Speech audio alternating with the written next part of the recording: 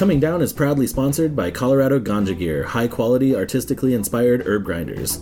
So let me tell you, these things are great. I actually own one. My favorite part is the perfect consistency you get after grinding. Some grinders just pulverize your herb into dust, but the razor-sharp teeth and smooth action on these always leave you with perfect, fluffy, evenly ground herb.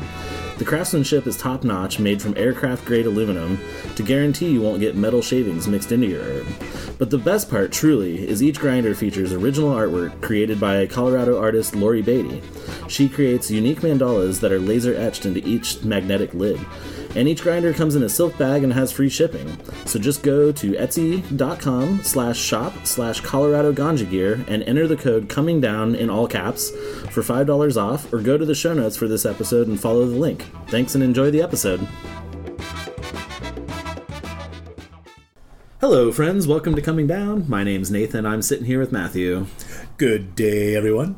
All right, man. So how you doing this week? I'm doing great, man. Hell yeah. Oh, dude, we went and saw a wand. We told everyone we were going to report back on that. It was so fucking epic. Oh, my God. Yeah, they were so good. Man. Words can't even really describe. I got emotional during that show. I must admit I did too. Yeah, they were loud and they were on point, and just, the tones, everything sounded so good. Oh, yeah. Like, I've always known they were really good musicians. I mean, you watch their performances on KEXP and, it's clear that they're a tight band.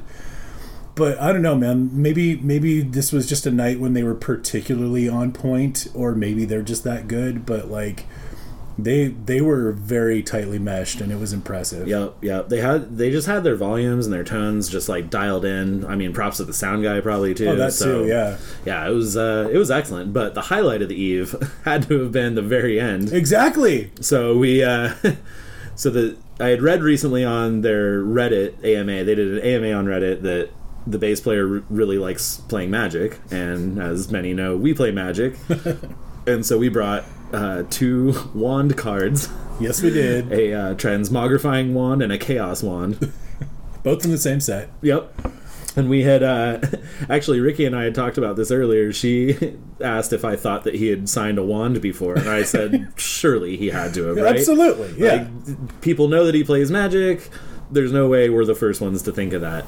Seriously. And the show ends, and I'm looking for him at the merch booth, and he's not there. And then we kind of went out on the patio, hoping maybe they would come out back, and they didn't. And we were like, all right, well, maybe next time. And then as we're leaving to call our ride, we see him. We see the band loading up the van, and I run over, and I'm like, hey, is Lee around? And he comes running around, and I was like, hey, man, will you sign some wands? Dude, and he just gets so happy. He just looks at us, and he's like, oh my God, you guys. And I think he gave us hugs. He did. He hugged both of us. Yeah. And then we asked him, we were like, have you never signed a wand before? And he said no. So I was blown away. Yeah. We were his first. Yep, totally. So that was so badass. But yeah, those guys are so cool. Super appreciative of, everything. And, I don't know. Yeah, they were great. Consummate. Yep, totally. And, it was fun. We went out with a bunch of friends and guests of the pod that night. Yes, we did. Yeah, it was fun. That was fun. Yeah. And then I got to go see The Faint on Friday, and that was also killer. So, within 1 week, I saw 2 just insanely good shows. Nice. The Faint was better than I could have ever expected. And, they're so good. They have no slow songs, so it's just, oh man, it was just a party every fucking minute of that show, Hell yeah. Yeah. Nothing really exciting to report from that show, except it was just very good. Nice. If you like The Faint at all, do not miss them. Oh yeah. After. Oh, well, yeah, afterwards was fun. So, friend and guest of the pod, Matt, has an art gallery downtown. Right. And so we get out of the show, and it was like, let's just go to the art gallery so everyone can use the restroom and stuff. Sure. And so we just walk over. It's 2 blocks away. We walk over there, walk in, and he's like, oh yeah, I got a ton of beer and vodka and shit. Yep. So we just start pouring drinks at 2 a.m, in this art gallery. Just it's if you would have told me I was going to end up here tonight, I would not have believed you. Yep. But that was super cool. So thank you, Matt. Oh yeah. That was super, super cool. Nice. Yep. And then those kids all went off to a drag show. Ricky and I were pretty beat at that point. Oh, but dude, and then that was the addendum to the evening. So we catch our ride home. Across the street, across Foster from me, there's like a cabinet sink store. Right. They just have like a big lot full of stuff, like wood cabinet materials and windows and siding and stuff. Yeah, it's definitely like kind of Sanford and Son over there. Yeah, totally. And, you know, if they didn't have actual goods out there, I think it was just a rundown place. Sure. But, so we drive up, and there's like light, there's an ambulance and there's like cop lights and stuff everywhere, and we can see that there's like a mob of like probably like 40 people or more, and just like, what the fuck is going on? This is, you know, again, this is like 2:30 in the morning, right? So I walk in, I'm like, I'm gonna grab a beer and walk over there and see what's going on. And as I get up there, I hear like people laughing and just like a bunch of joking around and stuff, and I sort of am looking, and then I see like camera gear, like, yeah, it's like a film crew. So they were filming something. Right. And yeah, Ricky told me that she heard that they're filming a horror movie in Portland. So that might have been it. We're not sure. Cool. You know, they film a lot of things in Portland. Oh, sure. And like they were filming something near your house. So yeah. they may have been related. I have no idea. Could very well be. Yeah. But yeah, so that was wild. But I was just like, what the hell is going on? But turns out it was just, you know, right, Hollywood. Oh, God, it's an emergency filming. Yeah, totally. But they're like hosing stuff down, so I wonder if it was like a bloody horror scene, but cool. We'll find out eventually. We'll find out, and then we'll be like, hey, we live right there. Right. Yeah. The call was coming from down the street. Totally.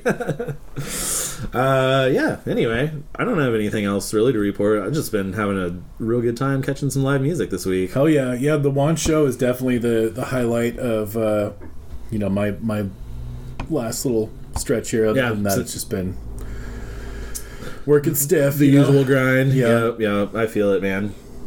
Yeah, I took the day after Wand off, so that was good.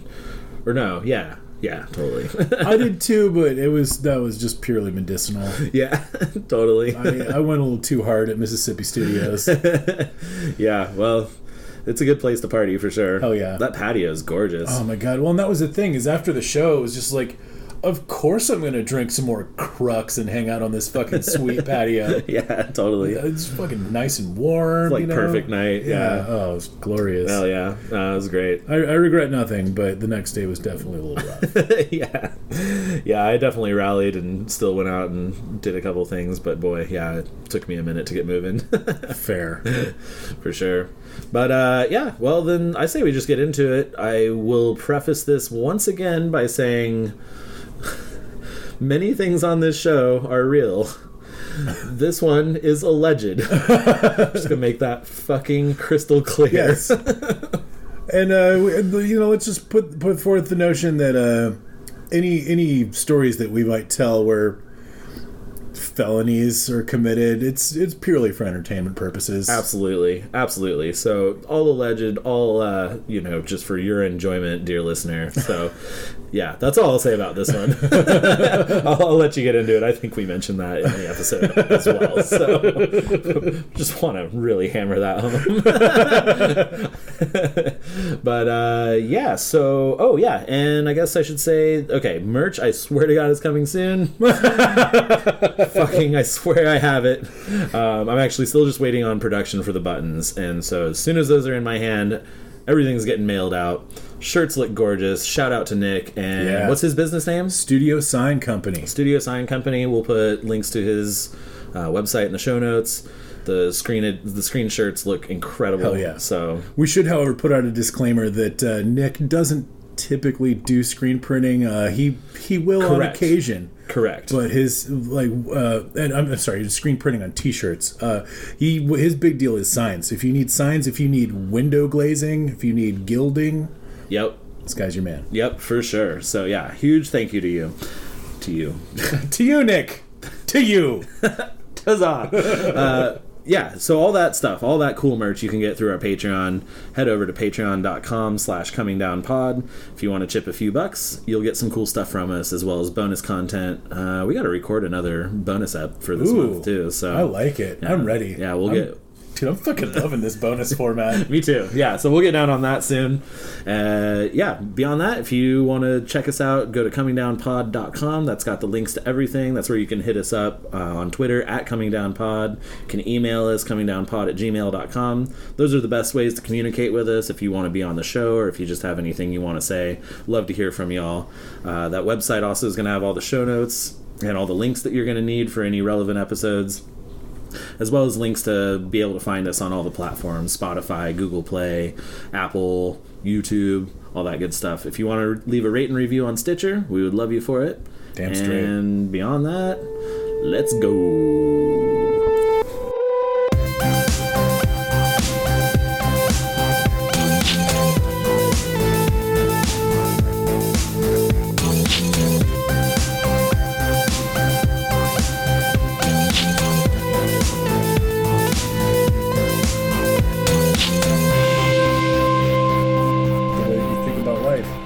But you shouldn't believe that fucking shit is science, you know? Right. Like, oh my God. Yeah, and in fact, I mean, most of the reason that I'm such a staunch, skeptic now, is because I used to believe that our thoughts are what's creating reality. You know, like, I was real deep in that shit. Like, you know, if you just meditate on something, you will manifest it. And sure. This, that, and the other. And, like, I started getting into this trap of, like, man, I fucking don't like my life right now. Like, what did I do? Like, what's wrong with me? Yeah. What's creating this? For sure. That is a fucking dirty, dark mental trap. Well, yeah, and there's a lot of criticism for, like, The Secret. Because it's a lot of it's this whole idea of if you just envision what you want, you'll get it. But what they don't tell you, and this is the thing with, like, self-help and, like, these, you know, self-help gurus who do these, you know, speaking engagement stuff, it's like they never tell you about all the hard work. They never tell you that they stayed up for 3 nights on end to get a book deal through or finish a thing, or, you know, that they flew around the country over and over again and left behind relationships and children and whatever to, like, get to where they are, you know? Oh, yeah. They just try to make it look easy. Right. You know? They just try and tell you, like, oh, I just manifested my own destiny. It's like, yeah, but that's not the full story, and you're full of shit if you're just going to say that that's all it is. And so, you know, I think it loses a lot of credibility then, because like you said, you get a lot of people who sit there and wonder, like, well, I've got my vision board and I got my, you know, and like, all I do is sit and work on this, but I haven't gotten the things that I've asked for. The universe has not provided for me. Right. That's and it's kind of the same trappings of, you know, God too. Like, I pray every day and I tithe and I go to church. It's God 2.0. Yeah. You know, and that's what always pissed me off about life coaches and fucking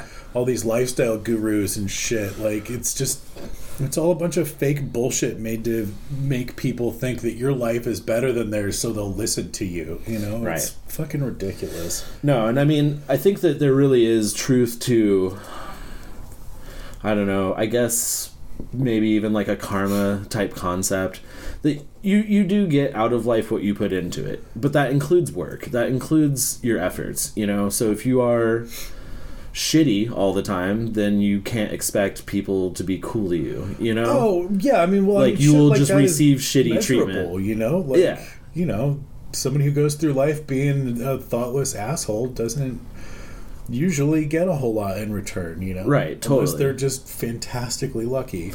Totally. And so, you know, I don't believe that you can just envision the things that you want, but I do believe that there's some amount of creating your own...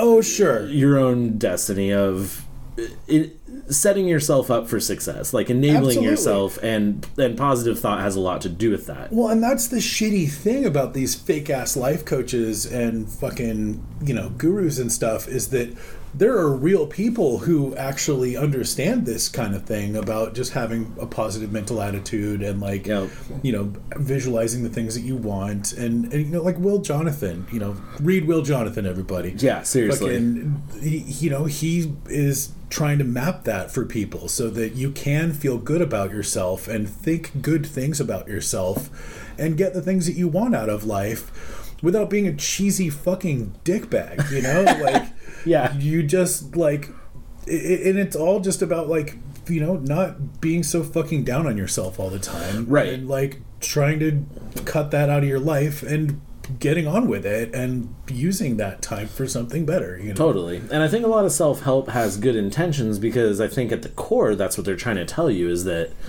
you know, it all comes from within yourself. You know, your self-esteem has a lot to do with it, how you view yourself, how you go through life. Huge, yeah. That's going to make the biggest impact in the results that you see. But yeah, you can't just vision board it up and think you're going to get all the things that you feel like you deserve. Yeah, no shit. You can't just fucking quit your job and sit on the couch and dream of being rich and have it happen, you know? Right. Like, that's you got to go out insane. And get it. Yeah. Which, you know, is the best advice that I have for anyone who even wants my advice. But you know, Nathan, lifestyle coach, right, give it to us. Well, that was kind of the thing that I learned with this podcast, and I've learned it over and over again. This is a lesson I think we all inherently know, but just do it. Just start somewhere. You know, yeah. I hemmed and hawed on this podcast for the longest time, you know, 3 years that I wanted to start this before we actually sat down and did it. And I'm glad I waited, in hindsight, I guess, because I got you as a co-host and like things have been going great. Hell yeah. That said, though, there was no obstacle in my way except for myself. Yeah. You know, and once we just said, fuck everything else, we're just going to do it. Right. We're just going to sit down and record, you know, and we did a couple tester episodes and, you know, just to see kind of how it went. But it's like, just start somewhere. Yeah. Just start. It was about a year ago this time even. It was. You know, when we first sat down and we're like, fuck it, let's hit record and see what happens. Right, know? Totally. And you got to just start somewhere, because otherwise you can just wring your hands and talk yourself out of everything. And we're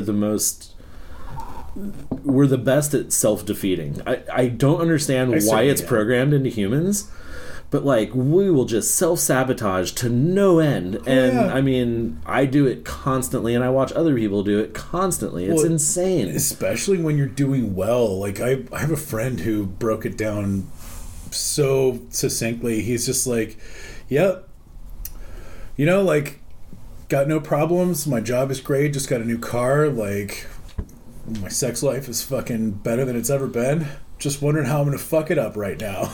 Right. Like, no, and everyone has that fear too of like, oh, things are going good, or like, you know, it's like it's that too, or like the people make stuff up like, oh, it comes in threes. Like when two bad things happen, they're like, what's the next bad thing that's going to happen? Because it comes in threes, and like, we just make this shit up. I mean, that's what I said the day the bird shit on my face. I'm like, oh, cool, bird shit on my face. Oh, and now my favorite restaurant down the street is closed. What's next? Right, totally. And that's such bullshit thinking, you know? Yeah.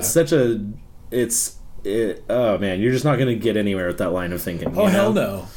You know, and I could have just, you know, taken it in stride and said, well, thank you, bird.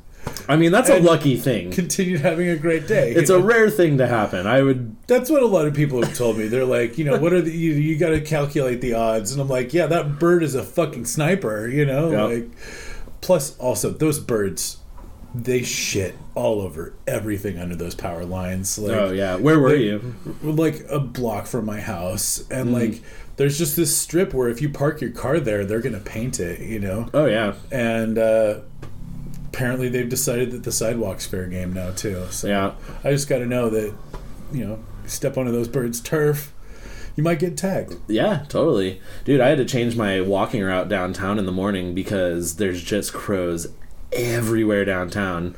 Crows are an issue here in this town. Yeah. And I love them, but they're mini and they're everywhere and they're smart and crafty. I used to go up 5th and there's just no cover, man. And there's trees on the sidewalk, and so there's no cover at all, and so you're just walking and you're just hearing plops just everywhere, you know, and it's just terrifying. And I finally got nailed one day. Oof. And on your way home? On my way to work. Fuck. fuck. Yeah, and so I was like, okay, we're changing it by walking her out. And there's still a couple spots that I run through in the morning because, I mean, it's just a minefield, dude. And you can hear them. They're so loud. I mean, they're so cacophonous, dude. Yeah. Oh, they're like right up there with raccoons as far as like what I think is just going to take over the urban situation, you know? Oh my god. Okay, so quick little raccoon story Yes. before we get into the main thing here. So I straight up went to war with this family of raccoons this one summer because they're wily and crafty. Dude, you can't win a war with raccoons. No, we lost. And so they started getting into our trash bins out in front of our garage. Sure. Which is crazy too, because, that means they were climbing up, popping open the lid, and then they would drag the bag out of the can and shred it on our driveway. And so I'd wake up and there'd be trash everywhere. Gotta see what you got, right? Yeah, right? Totally. Sort it, You know. And so we started putting rocks on the lids of the trash cans, and then they would bring more company and all get up there and team up to shove the rocks off, and then you gotta do it put again. the cinder block at the bottom of the garbage can. At the bottom? Yeah, because then it weighs it down and they can't tip it over. Oh, they weren't tipping it over. They were cracking open the lid and pulling bags out. Well, that's fucked. Yeah, it was insane. So, and so then I started just trying to listen for them, and I would hear them knock the rock off, and then I would run out and turn the hose on, and that worked for a minute. And then one night I ran out there and turned the hose on, and the one that was up there ran off and then turned around and looked at me and hissed at me. And then as that one hissed at me, I saw 6 others kind of creep out from under a tree. Oh, and so I just ran back inside. Yeah, you did. They had your number, dude. Yeah, totally. And so then we got one of those wrist rockets, and so then I went out there and and I was just grabbing little like lava rocks. I was hoping it wouldn't fuck them up too bad, just sting a little bit. Sure. Like it wasn't heavy ammo. You weren't pulling too hard. No, I just wanted to hit them and scare them. Yeah. And again, that did not work. I went out there, tagged one, and then it just turned around and hissed at me, and then I saw all the family like creeping out from other trees and stuff, and I was like, okay, fuck it, dude, like you guys win. And so we just started putting our bins in the garage. Which I guess we should have done from the beginning, but, we didn't have a ton of room in the garage. Anyway. But yeah, straight went to war with some raccoons. They won.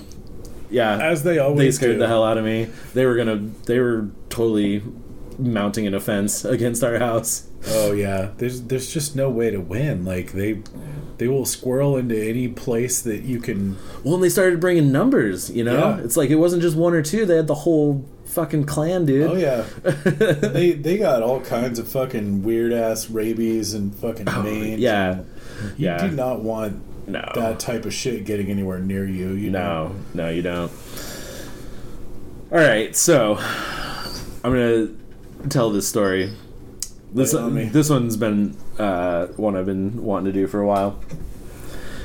I'm just going to, we talk about this all the time. Statute of limitations is certainly up. This all took place in 2009, so 20 years ago. Yeah. That said, this is alleged. I'm just going to leave it right there. This is for entertainment purposes? Yep. This allegedly happened. This may be fabricated. 2009 is 10 years ago. It was not in 2009. Sorry, 1999. I was going to say... Yeah, I was like, babe, what? Yep.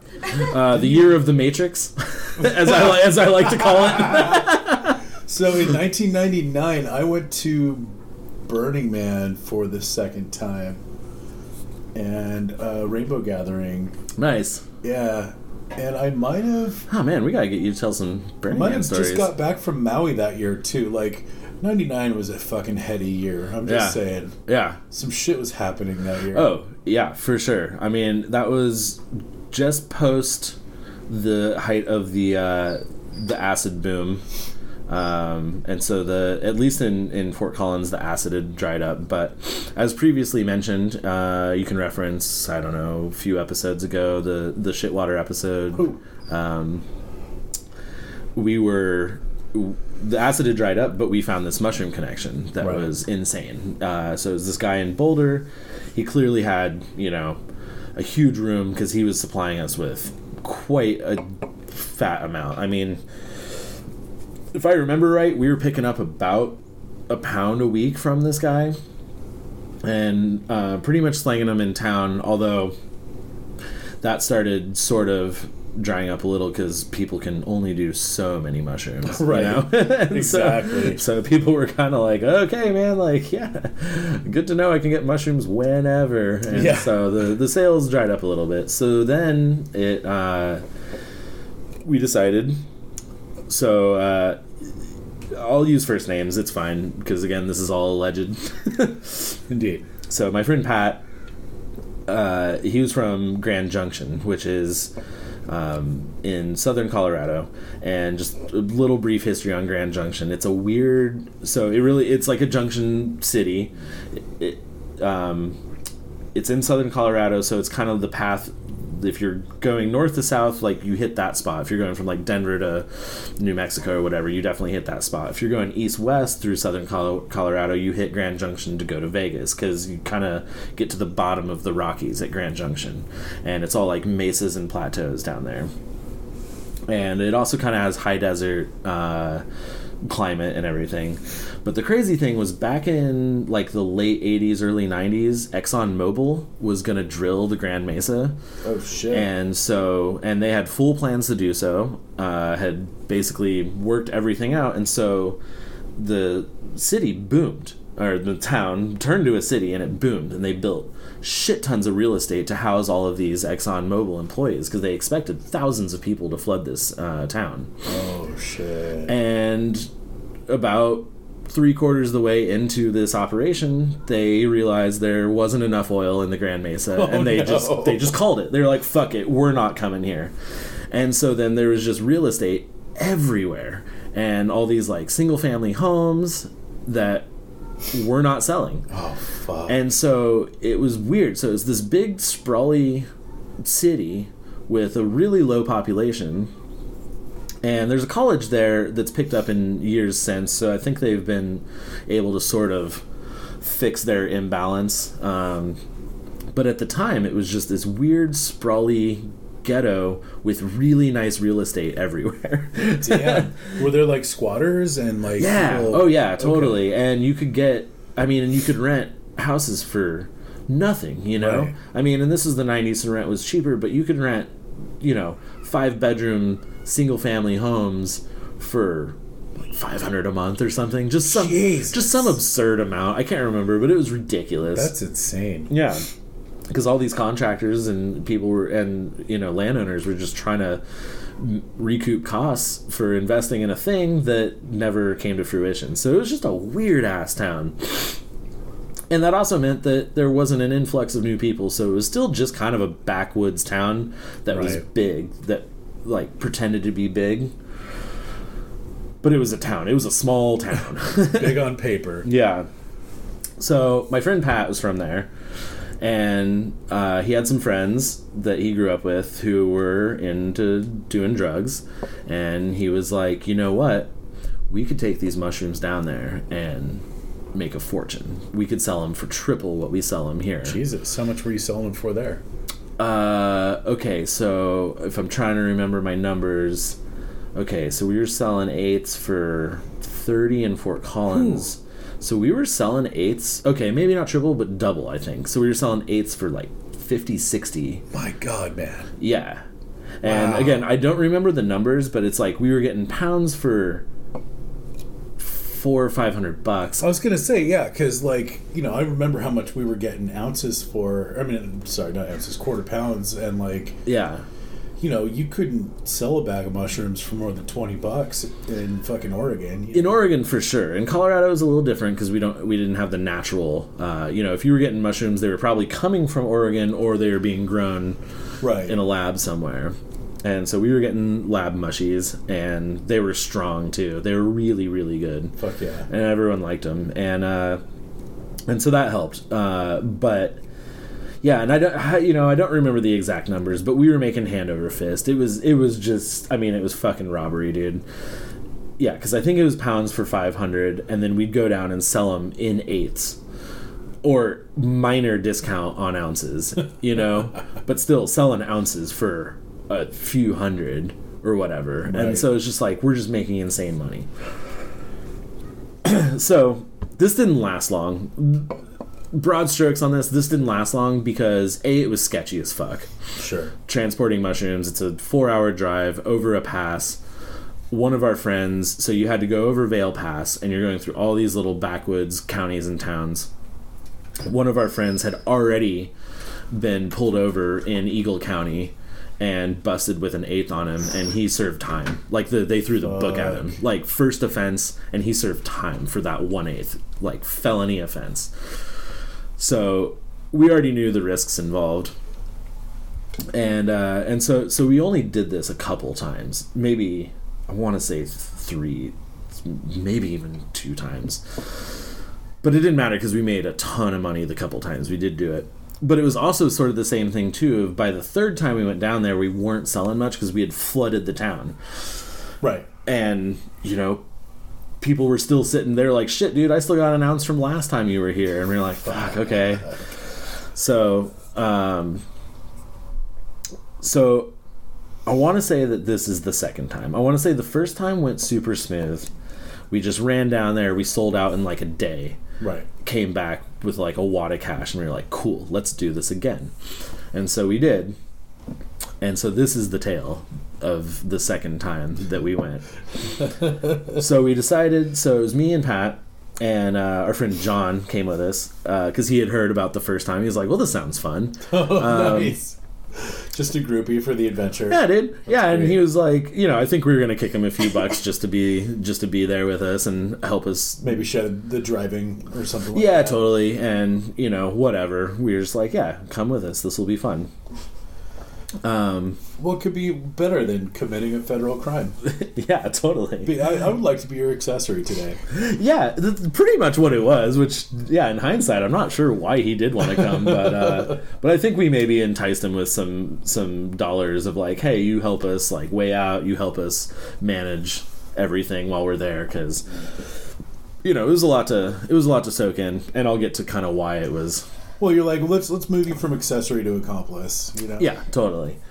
Oh man, I wish a couple other people could confirm a couple things for me, but I'm almost sure this was the 2nd time. I'm almost sure I didn't go on the 3rd time because of this time. Oh, wow. That's some great foreshadowing. Yeah. But then I did a 4th time. Anyway, I did a 4th time with some acid that we got, and that one was a complete failure. Count. That's you know, that's a different thing. Yeah. So anyway, but the 2nd time, so that's this tale. And so we go down, so it's me, Pat, and John. We know we're going to go down there. Pat is like, he's like, how about we brew up some mushroom tea, before we hit the road? Oh, great idea, Pat. We're like, yeah, this sounds great. Let's get horribly twisted right before we do a federal crime. Yeah, and so we did do that and got up pretty early, like almost at the crack of dawn, and brewed up some tea and drank the tea and hit the road. And we had a little bit of weed on us, the pound of mushrooms split into 2 half pounds, which I had this giant winter coat, and so I just put those in the 2 pockets of that giant winter coat. All right. And then are you wearing said coat? Yeah. Are you driving? No. Okay. I'm in the back, and then we've got, you know, our scale and our baggies and a little wad of cash for change and stuff. So okay, so the goal was to go down there and then split it up and move it that way? Yeah, okay. Totally. So you weren't just moving in half-pound chunks? No. We were going to go down there, spend 3 or 4 days, and try and sell them out in 8s. Because that's how we made the real money. Okay. Because if we sold them in 8s, then we're getting like $600 an ounce or whatever. Some absurd amount. I mean, that was always the goal, was to buy in bulk and you know, go as small as you could without incurring too much risk. Yep. And so Pat had some friends. I don't remember their names. Nick, Teresa, maybe. Yeah, Nick and Teresa. And so those were his old friends, and they sort of ran the Grand Junction version of our house, but it was this gigantic flop house because, again, real estate was dirt cheap. It was like this 6-bedroom fucking monstrosity. Good Lord. You know, and like anywhere between 8 and 10 people lived there or were staying there, and you know, it was just this crazy fucking party house. Of course. But it was cool. Like, you know, they had fucking blacklight shit all over the walls, like tons of fucking, it was a cool ass like hangout, you know, cool place to party and do drugs. So we were gonna stay with them and just hang out there as long as we needed to and sell off all these mushrooms. So anyhow, we hit the road, and and I remember driving. We're just kind of getting out of town, heading into the mountains, and the sun's coming up. Sorry, I'm still a little sick. I'm trying not to cough too much. Sun's coming up, and I remember all of us just tripping so hard and being like, everything's pastels, and we were just freaking out on how every single thing we looked at had like pastel palette to it, you know? Like everything was like a Monet painting. Right. And we were just like tripping out super hard, and then I get way weirded out being in a car tripping this hard, and I make Pat pull over. I was like, I don't think I'm feeling so good, like I might have to yak or something, and I ended up not. We pulled over for a few, and I kind of walked around for a minute, and I was like, man, I do not feel good. So like, I'm just gonna lay down in the back, and you know, I guess we'll get there. And so I did, and I sort of like zonked out for a while, and we made most of the trip. I came to a couple times and was feeling better and like coming off the trip a little bit. John and Pat were just tripping balls driving the whole way there, just having a blast. The one smart thing we did do for cover was we threw some snowboards in the trunk. Okay. And like a bunch of gear. So it's like, we're going over Vale Pass, so if we got pulled over, it's like, oh, what are you guys doing? Snowboarding. Okay. Sure. So, sure enough, I come to, we're about 40 miles outside of Grand Junction. I come to, and Pat's like, hey, we're getting pulled over. And I've got the coat on. Yeah. With the mushrooms in there. Yep. And I sort of sit up and look behind me, and yeah, we're getting pulled over. Like, fuck, dude, this is gonna be bad. And what time of day is this? Like afternoon? Yeah, it's like 4-hour drive, so it's like midday. It's like noon or 1 maybe. I can't remember if we'd stopped. And you guys are done peaking, but you're still tripping. Yeah. We're done peaking, definitely still tripping. Yeah. Feeling pretty weird. God damn it. And so the cop walks up, and he's like, you know why I pulled you over? And we're like, no, because and Pat wasn't speeding, obviously. Like, we were playing that safe, at least. I mean, for all the dumb shit we did in this excursion, we were driving the speed limit. Right. And the cop was like, your back license plate is crooked. It's not attached securely. Fuck. And we're like, you gotta be kidding, right? Like, of all the things to get pulled over for. Right. And we're like, okay, well, that's weird, you know. And then he asks us, you know, what are you guys up to? And we're like, you know, snowboarding, coming back from a snowboarding trip. And then he really didn't say anything else. Like, he just let us go. And so, I guess we like played it cool enough. And he was like, okay, well, you're gonna want to get that license plate taken care of. But he didn't write you a ticket? No, he didn't. Not even a fix-it ticket. That's cool. No, he did not. And I'm trying to remember if there was anything else. Oh yeah, no, that was it. Wow. And so that was just like, as far as cop stories go, that's probably the mildest contact that we've had so far on this podcast. Right. Yeah. So that one went by fairly uneventful, and you know, thank goodness for that. You know, that's the best we could have asked for. And so he hops in his car, we drive off, and we all just, you know, wipe our brow, you know, whew, all right, damn, all right, like, that was close, but, you know, we were fine. And so then the rest of the weekend proceeds to just be completely insane. So we roll into town, we roll into his buddy's place. they're just thrilled that we're there. They're like, oh yeah, we've got people lined up. So immediately, like right off the bat, we roll up and they're just like, they start making calls and they're like, come over, the guys are here. So we just start fucking unloading mushrooms like crazy. Holy shit, all right. And yeah, things are going great. They've worked through the glut that they had. Yeah, because again, this was the second time. So we got everyone into it off that first round, you know? And I think maybe we even brought a smaller amount that first round. Maybe it was like a quarter pound that first time, and then we were like, okay, we'll bring the real stash this time. Hell yeah. And so, and so everyone's like stoked, everyone's ready, you know, people just are waving money at us, you know? And we're having a good time. These kids are definitely some ghetto sort of small town drug users. Like at one point they bust out this thing that they called the death tube, and what it was this super long, like probably 8 or 9 foot giant cardboard tube that they had turned into a steamroller effectively. Oh no. So they like carved out a hole in one end. The bowl was actually a gutted out miniature mag light. Oh no. Yeah. Smoking out of aluminum? Dude, I didn't. Fucking knobs. I didn't want anything to do with this thing. They thought it was hilarious though, and so they would pack this thing full of weed, and then the person on one end would sit and and fill it up, and then the other end had a little plastic cap, and so then when the whole tube was full, someone on the other end would take off the plastic cap and blow into it as the other person took the hit. Oh my god. So it was like the Amazon DMT ritual for a bunch of stale weed smoke. Oh, yeah. And every single person I saw do it, like, knocked them out of their chair, and then they would just, like, hack for days. Hack and, convulse and maybe run to the bathroom and puke. And it was this hilarious thing because, again, you know those weird, white trashy drug kids and stuff, and they're all about punishment when they do drugs and stuff. It's like, they love beer bongs and keg stands, and just like everything they do just has to be like dialed to 11. You know, they don't want to like, I'm gonna pound this quarter fucking jack. Right. Yeah, and you're just like, all right, a pint. Yeah. So the kids we're staying with were actually like pretty cool.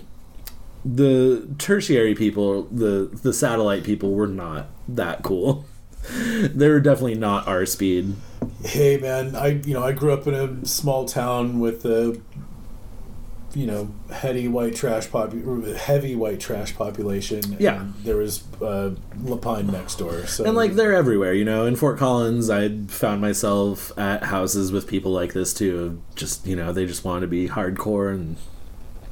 Oh yeah, just blast Cypress Hill all day and shit, And I knew the guy with the fucking 20 chamber gas mask bong because he took 20 film canisters and a bunch of really tiny tubing and made these fucking clusters on each side. Damn, that's crazy, dude. And the really shitty thing was, I had one of these gas masks too. Like, it had these vents underneath the eyepieces that were where the intake was for air, so that it would decrease the condensation. Like it was clear the fog off your lenses.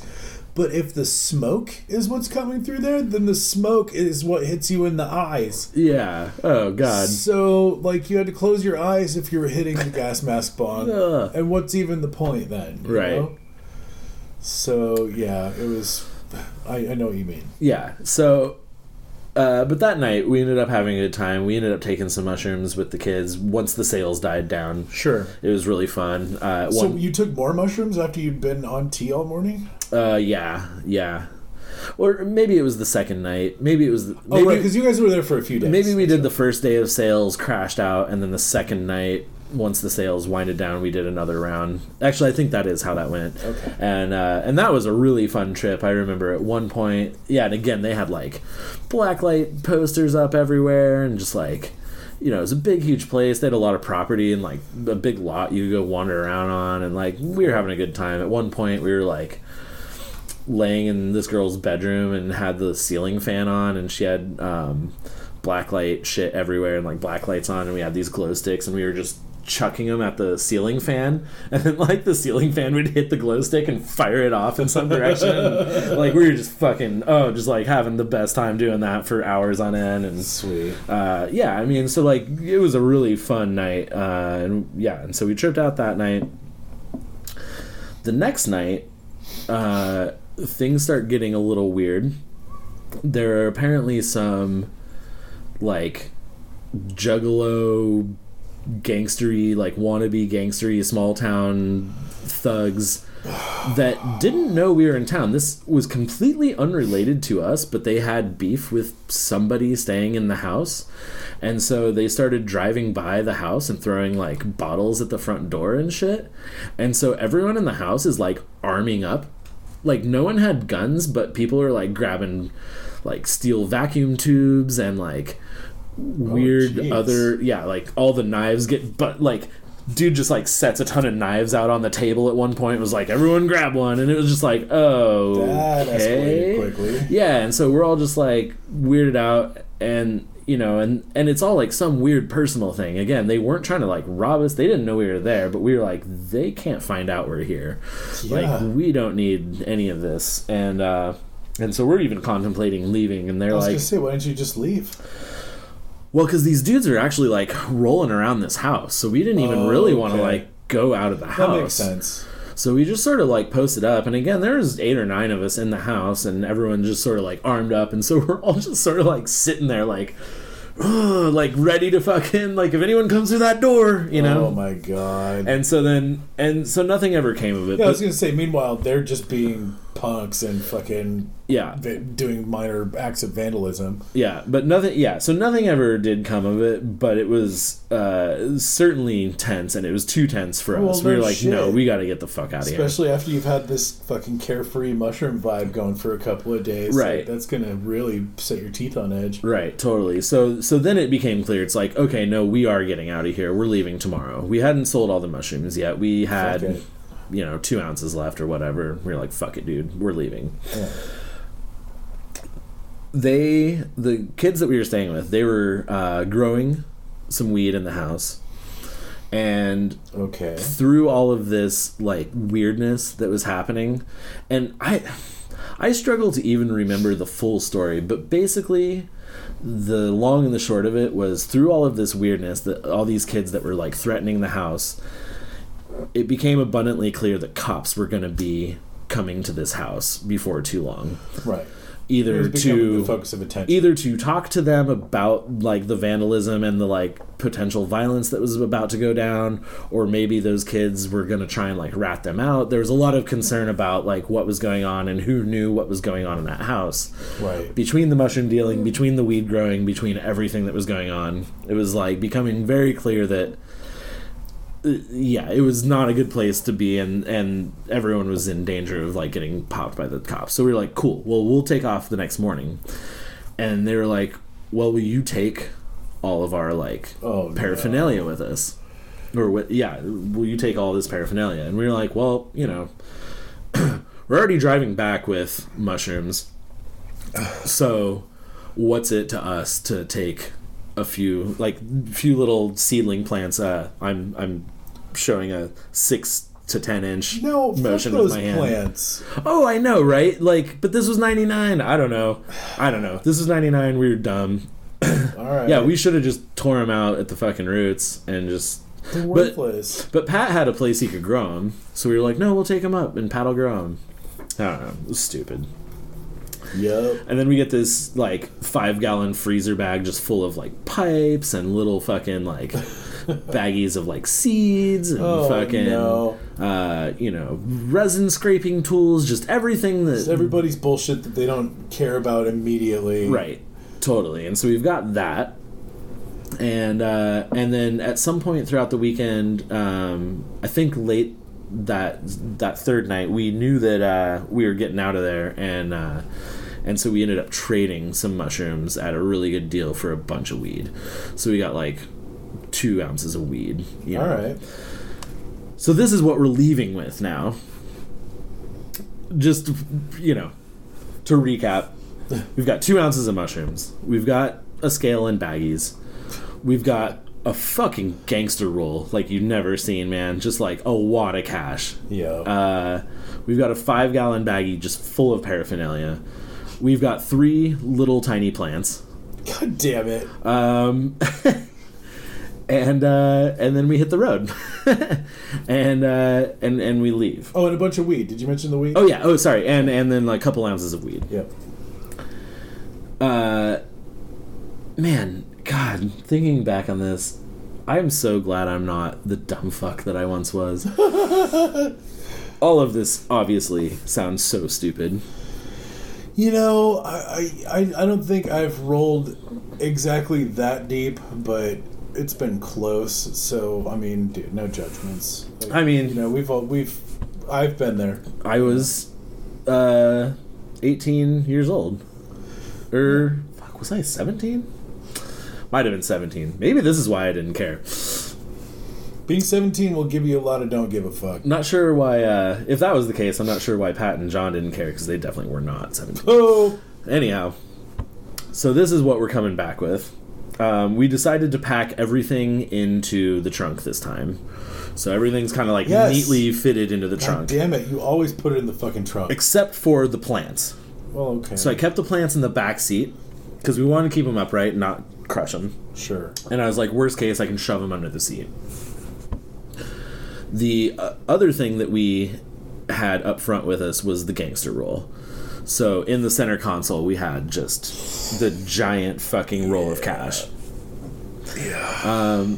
And so we get to the top of Vale Pass, and it's nighttime now. I can't remember why we didn't leave in the morning. We must have fucked around trying to do a last minute say, oh, you know what? We fucked around trying to get that weed, because we were like, we need some weed. So we stuck around to trade for that weed. So we leave. Yeah, right? And so we get to the top of Vale Pass, and we're like, let's take a piss break and fucking stretch our legs. And we hop back in the car, and we were like, let's just smoke a quick joint here. But of course we did it in the car, which was fucking stupid. Yeah. I mean, I always smoked weed in the car back in the day too. Yeah, I mean, right? Like, it's just what you did. I mean, I don't think I really ever did after that day, after this particular day. And so we like smoked this quick joint, and it's just a short one, and we put it out. And as we are pulling out of the little recreation center rest stop, a cop pulls into the rest stop, and we're pulling out though, and we're like, maybe they're just stopping, and it's a rest stop. Like, people are allowed to just be in their cars and stuff. So we're like, no one would have called us in or anything, We thought we were okay, and then that cop just followed us right out of that rest stop and pulled us over immediately. Yep. And so the car smells like weed, and we all just look at each other and we're like, we're fucked, right? Like, we're like, let's just get the lotion on our wrists right now, because like, we're just cuffed. We're going to jail right now, right? And so like, I grab the plants and shove them under the seat, and we all light cigarettes. Yeah. And we're just like, okay, let's see how this goes. And so the cop pulls us over. Oh, you know what? And this is the part I missed. When we got to Grand Junction after that first pullover, we get out to check our license plate. It's not askew at all. What? It's completely fine. It's perfectly attached. It's attached in the exact manner it should be attached. I was gonna say, I almost said he didn't make you get out and look at it, because every time I've had to do a fix-it ticket or something like that, the cop was like, come take a look. Oh, yeah. Yeah, so, yeah, because we got to Grand Junction, got out of the car, and that was the first thing we checked, and we were like, what the fuck, dude? He had no reason to pull us over at all. That's fucked. He just saw some, like, young 20s dudes, and just thought, like, yeah, I don't know. But told you ever for being young. Yeah, totally. And so we did a check, too. We checked all our lights and everything before we left. We were like, let's not get pulled over for some bullshit, right. And so they pulled us over, and they said that our left rear tail light was out.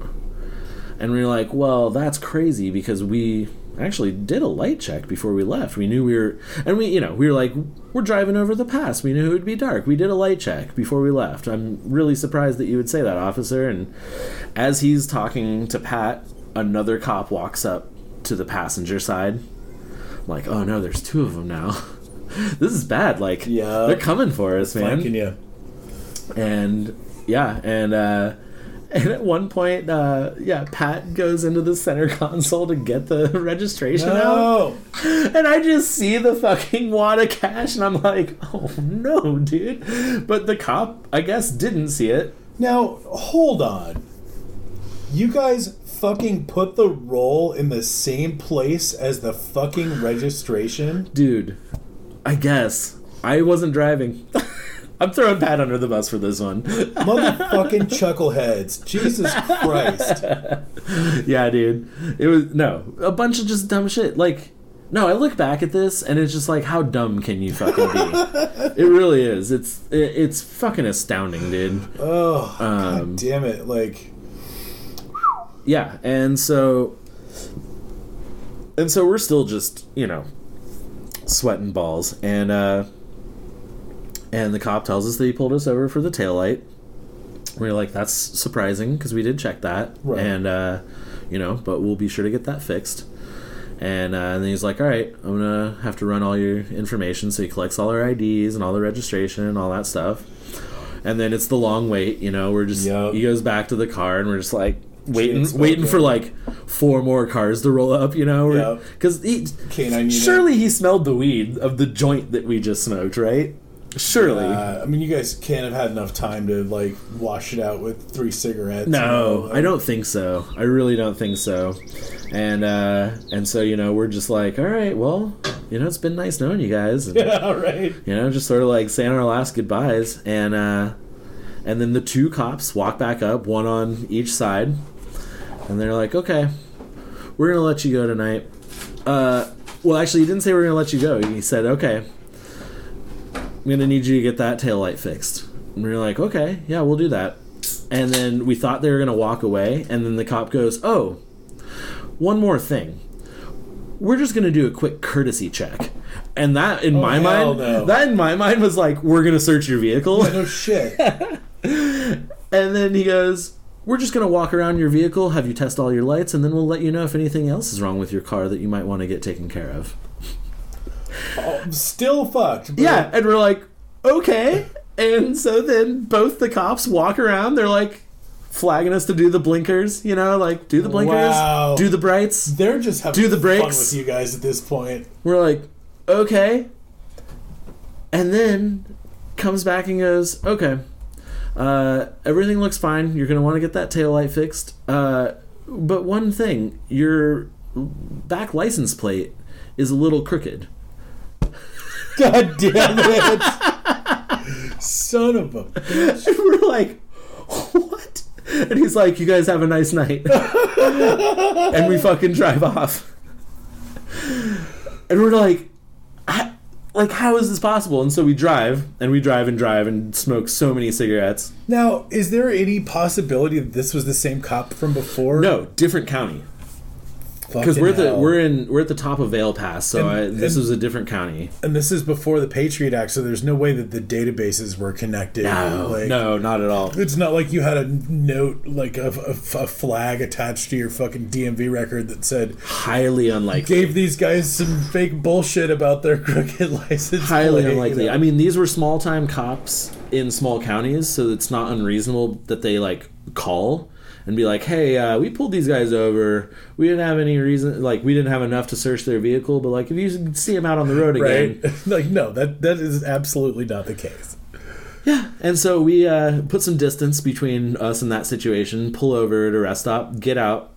Shit bricks. Yeah. Our tail light is not out. That's what I figured. Our license plate is not crooked. That's what I figured. Yeah. So just why the fuck would both cops tell us our license plate was crooked when it's not? It was insane, dude. They're fucking dicks. And you know what? I bet you, or I don't want to bet you anything, but I would not be surprised if some people take off, when the cops tell them that shit, and they drive for a little way and then maybe pull over in an illegal spot to check their shit, and the cops are like, oh, I noticed you're pulled over in an illegal spot, we're gonna have to give you a ticket for that, Yeah. Who knows, man? There's got to be some type of mind fuckery that they're doing there. Oh, dude. I mean, it felt like Super Troopers, man. Yeah. Yeah, do you know how fast you're going, Meow? Yeah, right? Totally. And we're just like, you gotta be fucking kidding me. Like, what do you mean our license plate is crooked? Right. Oh, man. It was so weird. But easily the closest calls of my life. Like, those were the...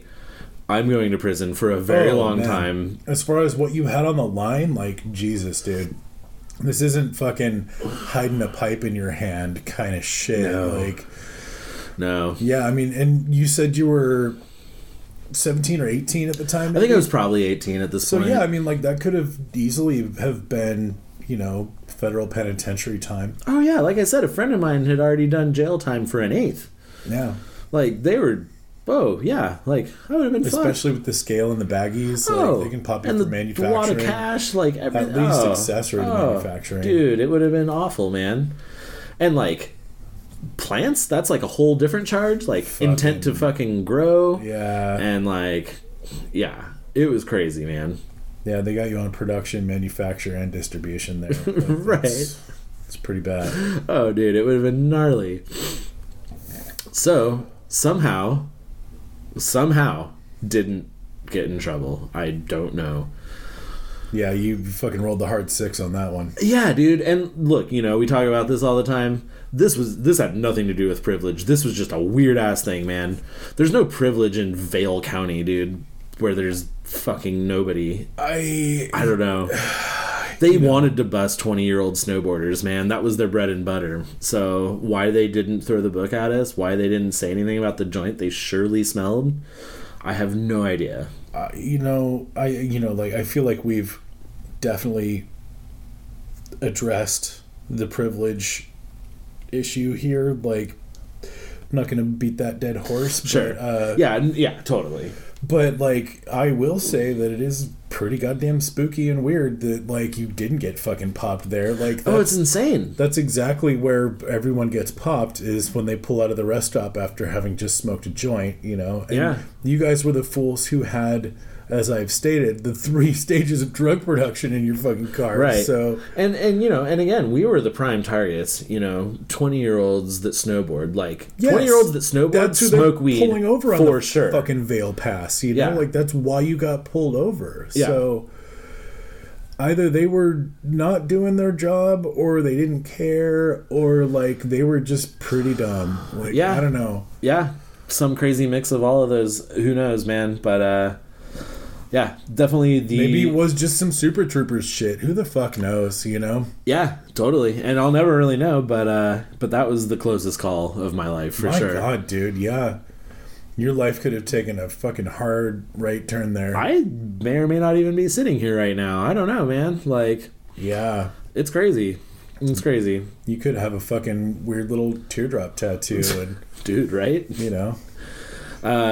So needless to say, I think that's why I didn't go on the next run, because I was pretty fucking shaken up about, like, double almost getting busted, plus weirdos, like, fronting on this house. I was like, dude, I don't want to do this anymore. There was nothing good about any of that. Like, yeah, so it was this, like, sweet pocket in time where we were just, like, making shit tons of money, but it just, like anything good, it can't last. There's just so many loose ends on that shit. Like, yeah, it's one thing to either be the person who is at the 8th distribution level, or the person who has a pound to break up. Right. But being both of those people in a small town where you don't really know anyone, and you're in a house full of fucking white trash weirdos who are, like, just telling everyone in town all the drugs are here, like, holy shit, is that a recipe for disaster? Yep. And I've seen shit like that go down. Like, when I was younger, like, yeah, sometimes people would roll into town from Eugene or whatever and just be like, fucking put the word out, and, like, all of a sudden everybody's fucking there and, like, fucking waving money around. Right. And it's like, Jesus, if the cops or somebody with fucking guns showed up right now, oh, like, right, yeah, we would all be so fucked. And, like, straight up, some tweakers have fucking robbed my friends, yep. at gunpoint or knife point or whatever, like, yep. Shit is fucking rugged in some of those small towns, Yep.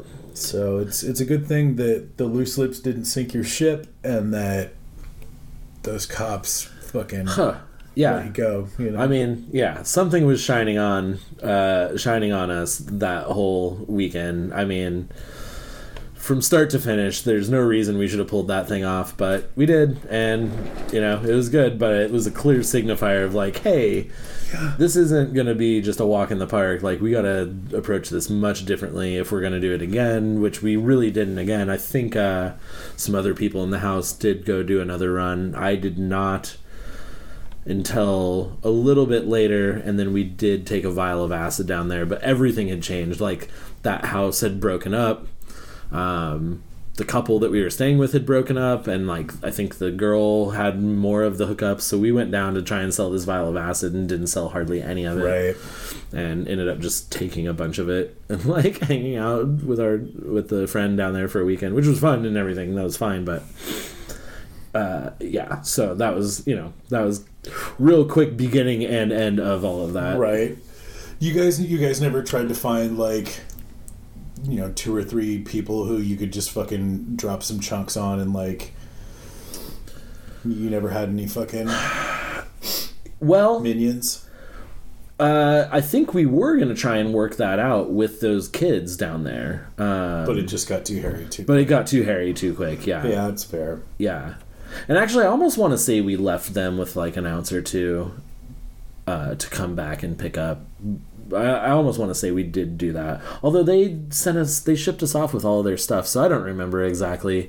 I think we were trying to work that out a little bit, but... It's always kind of loved that weird drugs reverse pyramid scheme where it's like... Yeah, I'm not making as much money on this shit as I could be, but like my discount is deeper now, and like...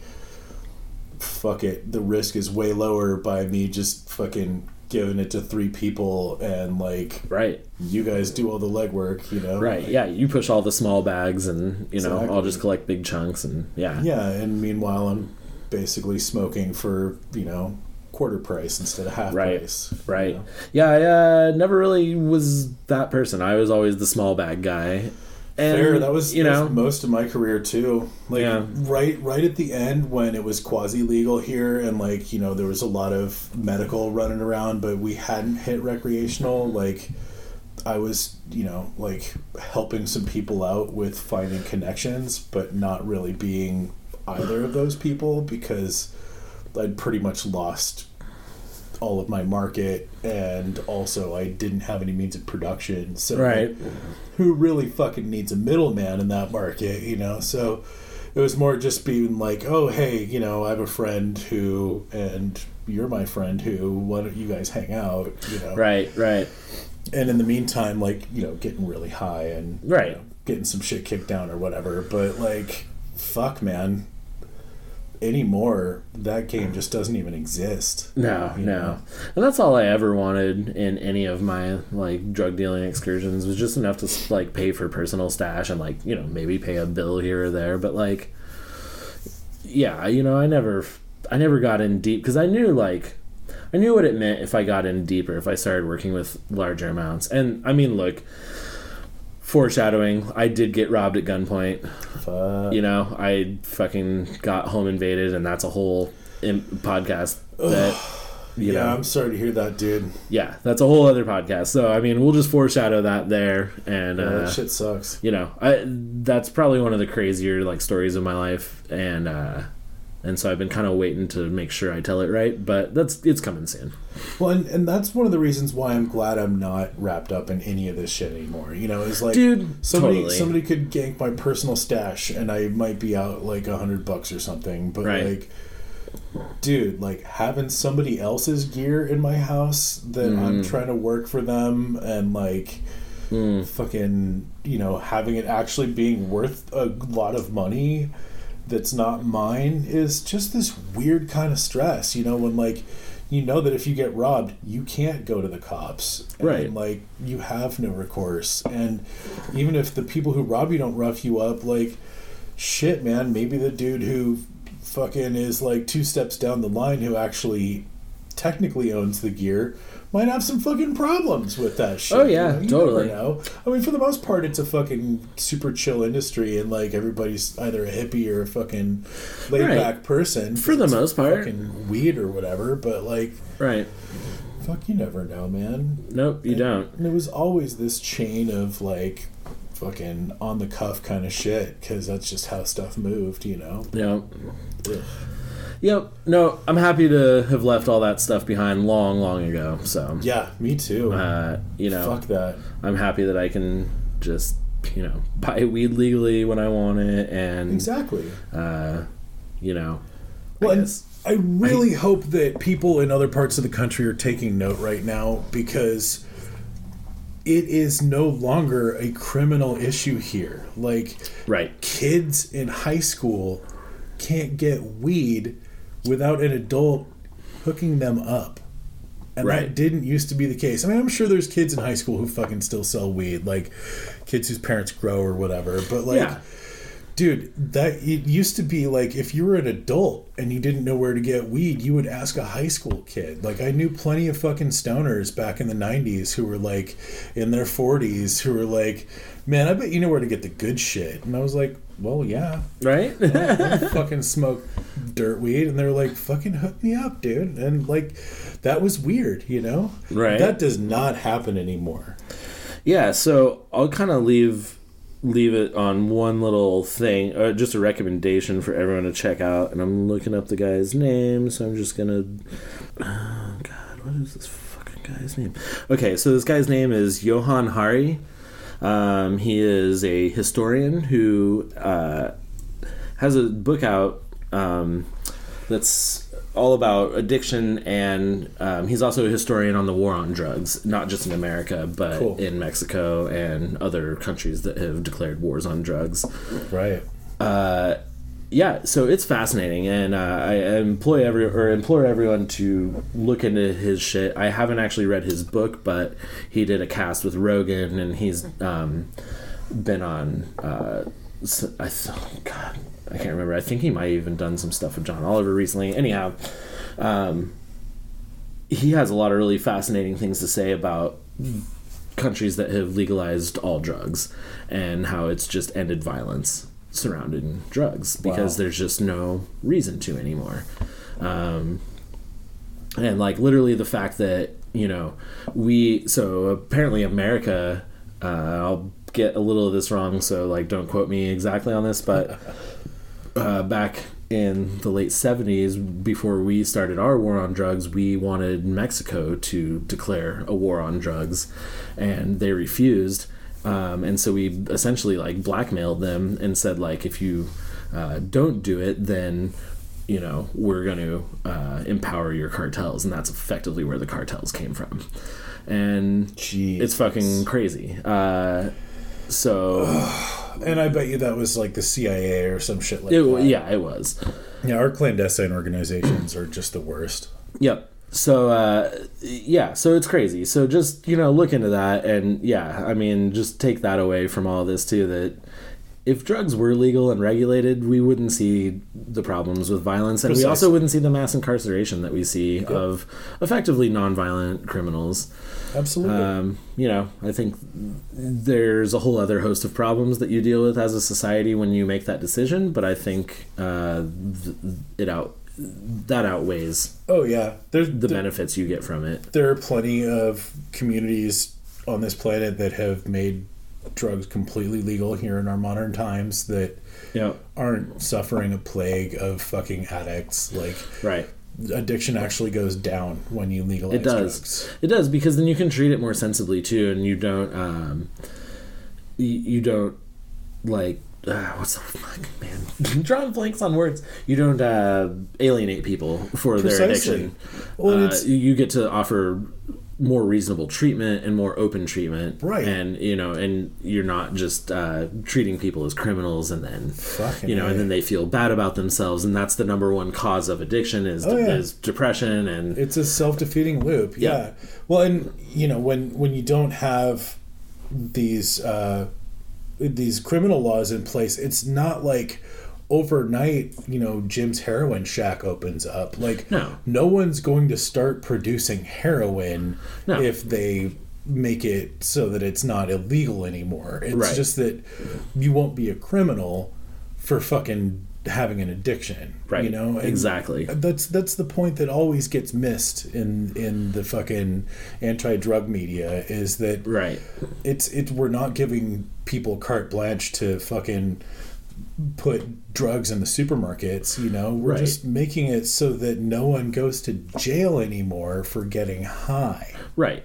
Yeah, and then you can effectively start treating people instead of just punishing them and alienating them and making them feel shitty about their addiction. So. Damn straight. And imagine a world where drug enforcement money just went to treatment, so that people with problems could have a way to deal with them instead of just hiding it until they end up getting busted and going to jail. Right, totally. And again, this Johan Hari guy talks a lot about the places that have done this and how effective treatment is when that money does get funneled into that, and how you actually see addicts kick their addiction instead of just relapsing over and over and over again. Right.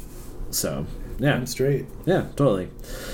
Well, maybe we'll get there. We're maybe. Maybe. Fuck, man. It would be nice if someday we could kick a little money to a fucking charity, support some kind of fucking... I'm into that. Let's do let's figure something out. Yeah. Let's do a fundraiser or a drive or something. I'm into it. We could probably figure something out there. Yeah. Absolutely. All right, cool. Well, let's talk about that. Fuck yeah. All right.